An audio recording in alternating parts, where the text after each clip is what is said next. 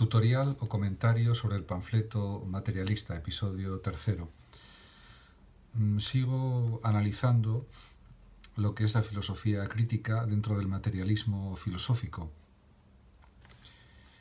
La filosofía crítica se entiende la que se ejerce, por ejemplo, en los diálogos de Platón, origen de la filosofía en sentido estricto, ante un problema concreto que, por ejemplo, establece Sócrates, presenta una serie de alternativas posibles y va descartando lógicamente las que le llevan a contradicciones, si bien no siempre es posible llegar a una solución definitiva, pero al menos la cuestión queda mejor delimitada que al principio del diálogo. En este sentido, el análisis, la argumentación, el debate forman parte de la esencia de la filosofía. Y en este sentido, por eso los diálogos platónicos han sido uno de los modelos fundamentales a lo largo de la historia de la filosofía para entender lo que es la filosofía, e incluso a la hora de recomendar lecturas a los que están empezando en filosofía, pues generalmente se les recomienda empezar, entre otros contenidos, por los diálogos de Platón, que todavía, aunque tengan pues más de 2300 años de antigüedad, tratan problemas que todavía son actuales, como el problema de la vida, de la muerte, de la libertad, de la justicia, del Estado, etcétera, y problemas éticos también de todo tipo, por supuesto. ¿Y qué se entiende por crítica? Pues por crítica se entiende en su significado común un juicio valorativo, a menudo negativo, acerca de alguien o de algo. Por ejemplo, cuando se habla de una película, se dice que es una buena película, una mala película, pero también se puede entender el término crítica como una especie de criba, al igual que Sócrates, que con su procedimiento mayéutico se procede a clasificar sistemáticamente todas las alternativas, ideas posibles, y las distingue y las compara, y se hace una especie de criba de aquellas que no son contradictorias.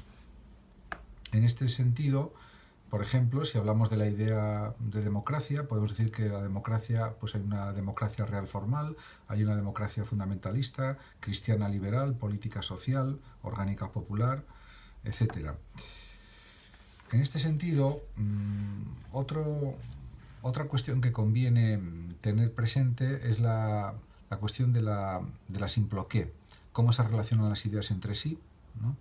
En este sentido, está claro que ante un problema filosófico hay un número de ideas implicadas que es limitado, y en este sentido hay una conexión de las ideas o una relación de las ideas, y en ese sentido se puede entender la simploqué.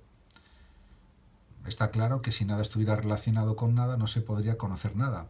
Platón se dio cuenta de que lo mismo ocurriría si todo estuviera relacionado con todo. Por ello formuló un principio universal de desconexión, simploqué, según el cual, y como en los hilos de una urdimbre o trama, las cosas e ideas se relacionan unas con otras, pero no todas con todas. En este sentido, la filosofía crítica puede desarrollarse de distintas maneras, ¿no? Y puede haber, de hecho hay un recorrido circular que consta de dos sentidos, lo que se llama regresus, o se denomina regresus, partiendo de unas posiciones iniciales, fenómenos, apariencias, creencias, se llega a otras nuevas, componentes esenciales, ideas implicadas, hipótesis explicativas, etc. Y el progressus, que sería con los nuevos elementos, intenta reconstruir las posiciones de partida de modo que cobren un sentido o un significado. Bueno, se podrían comentar muchas más cuestiones, pero voy a pasar a comentar algo la relacionada con el relativismo. El relativismo, bueno, ya fue desarrollado por los pensadores sofistas en la antigüedad griega, en la antigüedad helénica, y claro, relativismo pues significa que no hay pues universalidad y objetividad en los conceptos, en las ideas, que todo es discutible, que no hay principios absolutos, etc.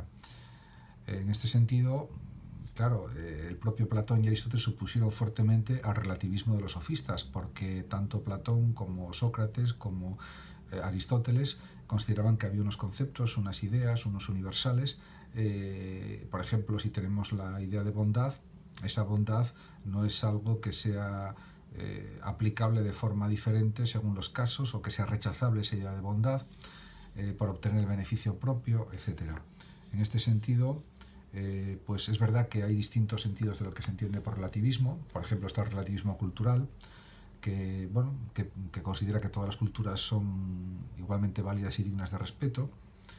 Pero bueno, ahí entraríamos en el campo sobre todo de la antropología, fundamentalmente. Pero si hablamos del relativismo a nivel puramente abstracto, a nivel puramente filosófico, pues ciertamente se enfrenta al universalismo, por ejemplo, moral, del platonismo, del socratismo, etc.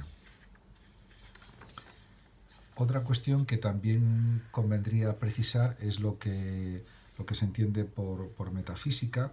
La metafísica, en cierto sentido, es como decir filosofía, porque el libro de Metafísica de Aristóteles eran los escritos que estaban después de la física y que tratan de las cuestiones del origen del mundo, de la vida, del hombre, de la naturaleza humana, de la vida, de la mortalidad, de la inmortalidad, del alma, etc. Y de la libertad, de la justicia. En este sentido amplio se puede entender que es algo sinónimo, que es un sinónimo de la filosofía. Es lo mismo que decir filosofía. Aunque ciertamente se ha criticado la metafísica por considerarla como espiritualista, pero por parte del materialismo filosófico, y en este sentido, como ejemplo de una metafísica que según el materialismo pues no es la adecuada, pues podríamos hablar del idealismo filosófico, por ejemplo, alemán, del idealismo alemán de finales del siglo XVIII y principios del XIX. Pero bueno, realmente otra de las cuestiones que se podría analizar y estudiar es para qué sirve la filosofía.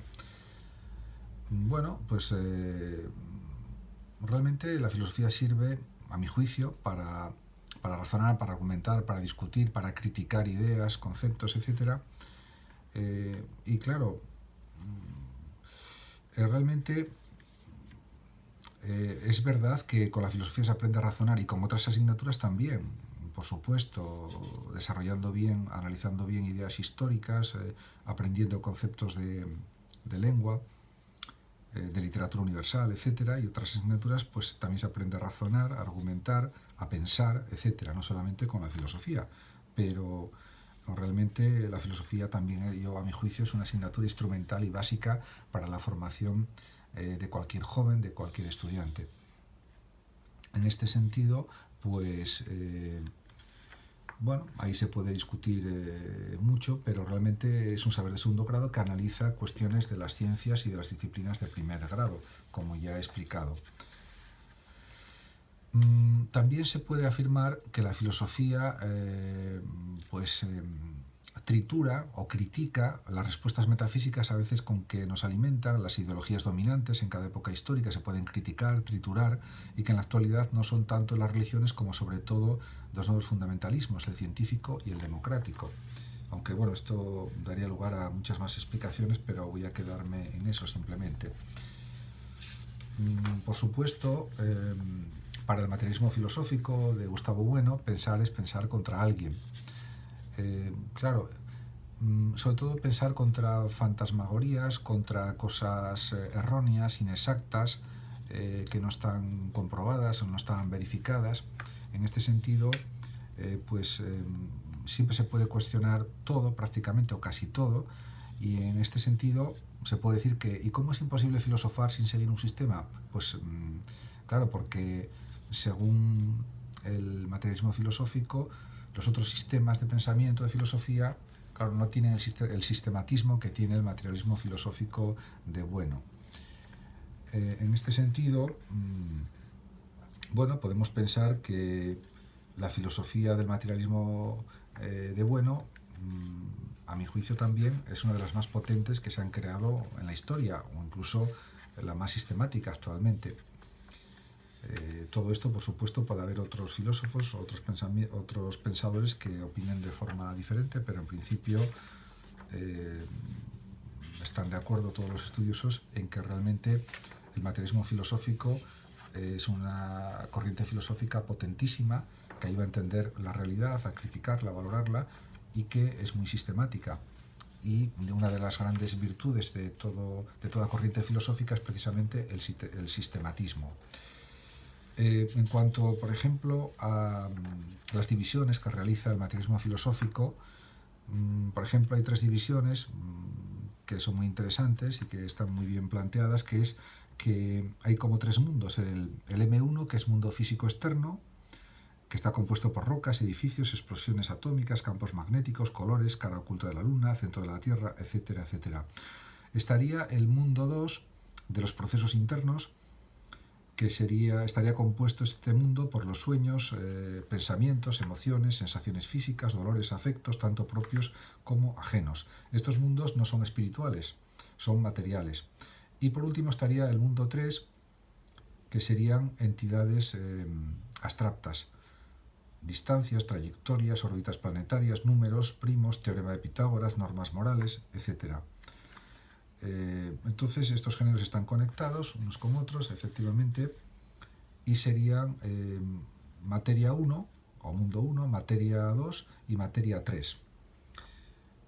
Entonces, en este sentido, pues por eso realmente se llama materialismo. Hay estas tres materialidades: la materialidad del mundo físico externo, la materia de los procesos internos, o materia 2 o mundo 2, si se quiere, y la materia o la materialidad de las entidades abstractas, materia 3 o mundo 3, podríamos decir.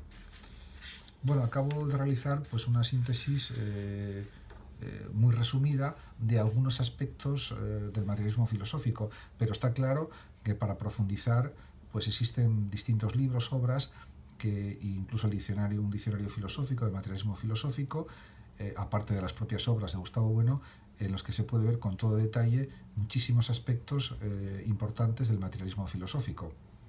Por ejemplo, la teoría de cierre categorial y otras muchas obras de Gustavo Bueno que explican muy claramente lo que es el materialismo filosófico. Gracias a todos por ver este vídeo y saludos a todos y también a los oyentes de Radio Sofando de México. Hasta siempre. Gracias.